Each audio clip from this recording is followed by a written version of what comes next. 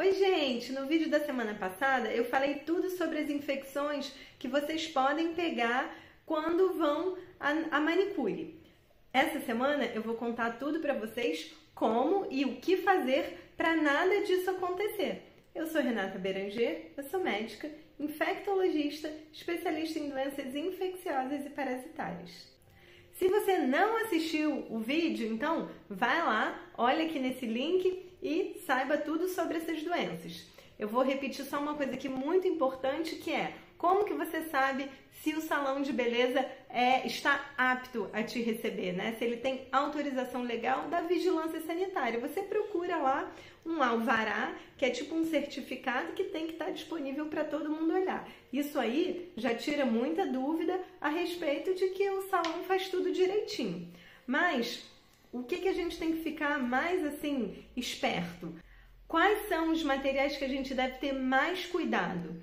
São os que a Anvisa, a Vigilância Sanitária, caracteriza como materiais críticos, que são os materiais pérfuro-cortantes. São todas aquelas alicates, aquelas espátulas que empurram a cutícula, as tesouras, tudo que pode cortar e fazer você sangrar. Esses são os materiais que a gente tem que tomar mais cuidado e que eu fico assim, vamos dizer, mais ansiosa quando eu vou no salão. Por quê? Porque esses materiais têm que estar estéreis. E o que quer dizer um material estar estéril? Quer dizer que ele não tem nenhum micro-organismo vivo ali. Por exemplo, é impossível a gente ficar estéril, porque a gente tem cheio de bactérias, a gente não consegue ver, mas para eu conseguir isso, eu tenho que colocar o material numa temperatura ideal, até com as autoclaves, né, que são aquelas, parece um forninho, ela dá uma temperatura ideal, com uma pressão ideal, com uma umidade ideal, para que nenhum tipo de micro-organismo, vírus, bactérias e até os esporos consigam ficar vivos ali. Então, por exemplo, no hospital eu tenho uma enfermeira dedicada, especialista só para cuidar desse material que é muito parecido, né, com esse material da manicure, mas são materiais que são utilizados na cirurgia. Então, faz parte do meu trabalho observar esse processo todo. Então, quando eu chego lá e vejo às vezes as estufas, depois eu vou falar um pouquinho, não são mais utilizadas, mas quando a gente consegue ver, essas autoclaves são geralmente autoclaves muito pequenininhas que às vezes estão lá no meio do material, no meio do salão. Será que aquilo ali tem um controle ideal? Isso é outra coisa que tem que ter também, tem que ter um livro com as cargas, com o material que estava ali. Então, é um processo que precisa de bastante cuidado. Eu vou falar para vocês, é muito difícil, fora do ambiente hospitalar, a gente conseguir ter esse tipo de cuidado. Então, se você não quer ficar nervoso, preocupado com isso, tenha o seu material. Se você tem lá tudo que você precisa e dá para a manicure e ela usa o seu, você não tem que ficar preocupado com isso. Uma pergunta capciosa. Agora eu vou te pegar de calça curta, ou melhor, de saia justa.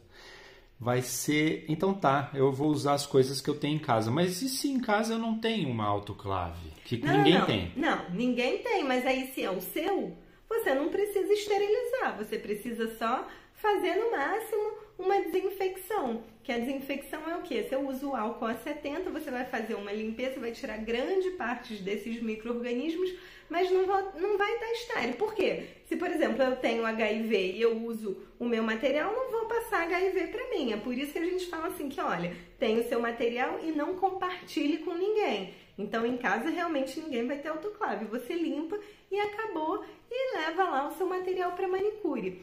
E isso não quer dizer que ela não possa pegar alguma coisa. Então, eu fico um pouco nervosa com as manicures porque, teoricamente, elas deveriam usar luvas na hora de fazer esses cuidados. E a maioria delas não usa, porque diz que perde a sensibilidade e tudo. E aí, vamos lá, se ela tira aquele bife de alguém que tenha hepatite C, por exemplo, se ela dá uma catucadinha depois, né, dá uma espetada na mão com aquele material sujo de sangue, ela pode pegar hepatite C. Então, isso às vezes as pessoas não se atentam, né, ou não sabem. Então, você que é manicure, fica muito atenta com isso. É lógico que se você passar a sua mão sem nenhum machucadinho no sangue de alguém, não acontece nada, tá, gente? Tem que ter alguma lesão, mas às vezes a gente tá com machucado, alguma coisa que não percebe. Então, o ideal é que use luva, sim, pelo menos nessa hora de que você pode tirar um bife, pode acabar machucando alguém. E ter uma autoclave não significa que o salão está usando direito, né? Tem um tempo certo para deixar e tudo. É exatamente isso. Então, essa autoclave precisa de alguns controles. E foi bom você ter falado isso, que eu até tinha esquecido de falar. Por exemplo, se você, antes de colocar o material na autoclave, se você não limpa ele direito, então se você deixa algum resíduo de sangue ou algum resíduo de pele, ou se você não seca esse material adequadamente antes de colocar lá dentro, não adianta para nada, aquilo ali não serve, não vai funcionar. Então, realmente um processo que não é impossível de ser realizado, né? Tanto é que existem vários salões que conseguem, que têm o certificado da Anvisa todo direitinho, mas que você precisa entender e precisa de treinamento intenso para saber o que você está fazendo, porque você não quer brincar com a saúde das pessoas. Então, nesse caso, na prática, é melhor levar o seu material e pronto. Sem dúvida, se você não quer se preocupar com isso, tem o seu. Agora, se você vai lá no seu salão, se você tem um salão de confiança, dá uma olhadinha, pergunta pelo autoclave, dá uma olhadinha se eles têm controle e tudo. E até mesmo pergunte para sua manicure, olha, como é que você faz antes de colocar o material ali? Eu já perguntei, muitas delas sabem muito direitinho. Elas falam, olha, não, tem que limpar tudo, não pode deixar resíduo de nada, isso é bem legal. Mas não quer se preocupar com isso, tenha o seu próprio material.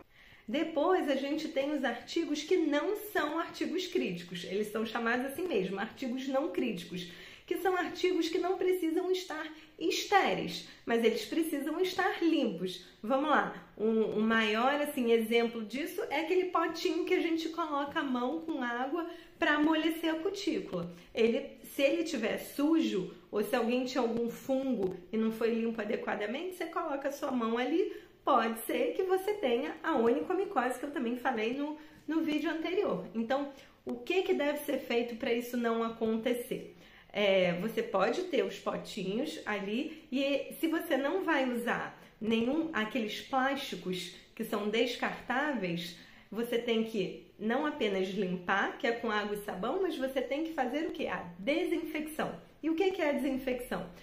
É quando você passa o álcool a 70, ele é um desinfetante, então ele vai matar a maioria dos micro-organismos, mas não vai deixar ele estéril. Como você não vai ter ali nenhum maior contato, né, como se fosse lá um material perfuro-cortante, está ok. Só que é muito importante lembrar que o álcool a 70 não tem ação se você deixar ele só lá imerso, sabe? Eu fico lembrando assim, antigamente, que tinham nos hospitais, às vezes, uns potinhos com álcool a 70 e tinha aqueles termômetros lá dentro. Então, vamos imaginar, né, que você pegue e coloque algum utensílio ali só imerso. Isso não adianta nada. Para o álcool a 70 funcionar, você precisa friccionar. Então, a gente fala, tem que esfregar mesmo. Aí você esfrega na mesma direção pelo menos 3 vezes, para isso estar limpo. Não é uma coisa muito fácil de se fazer com alguns tipos de pote. Ali no cantinho pode ficar alguma coisa.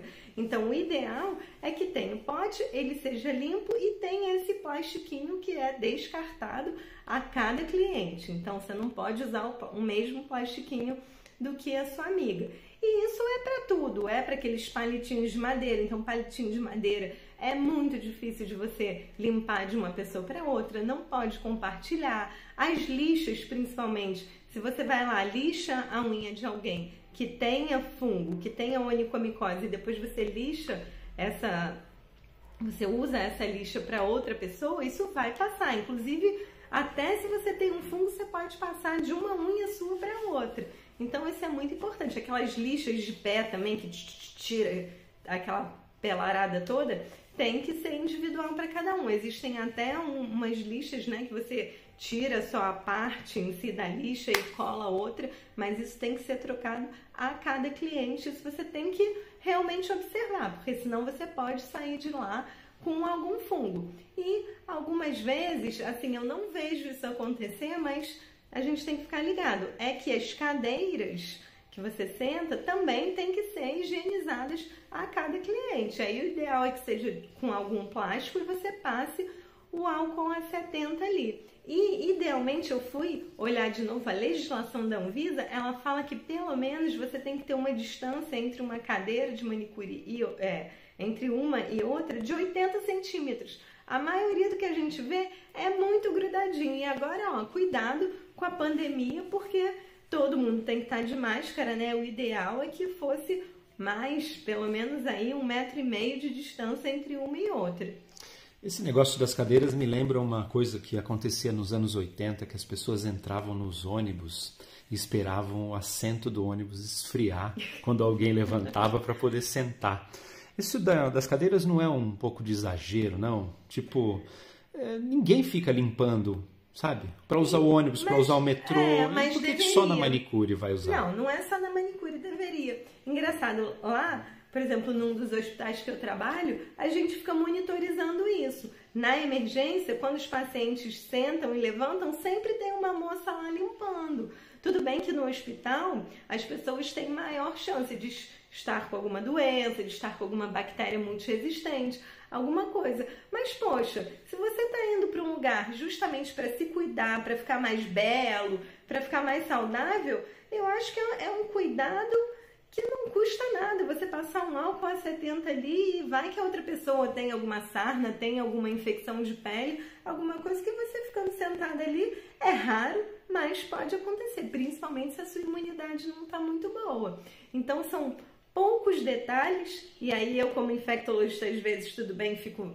meio assim, reparando nessas coisas demais, mas tudo tem fundamento. E outra coisa, a manicure também precisa higienizar as mãos entre uma cliente e outra, né? Porque ali pode ter alguma sujidade, alguma coisa. E só lembrando mais uma vez do uso de esmaltes, que não tem nenhuma literatura falando que algum micro-organismo possa ficar vivo ali no esmalte, então tudo bem usar um esmalte para várias pessoas, mas eu ainda prefiro usar o meu.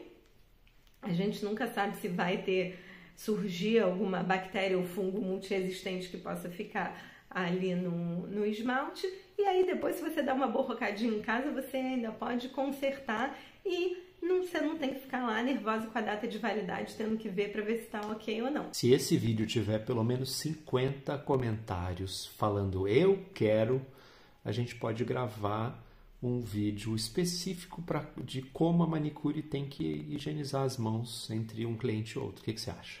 Podemos sim. Então deixa aqui, ó, eu quero.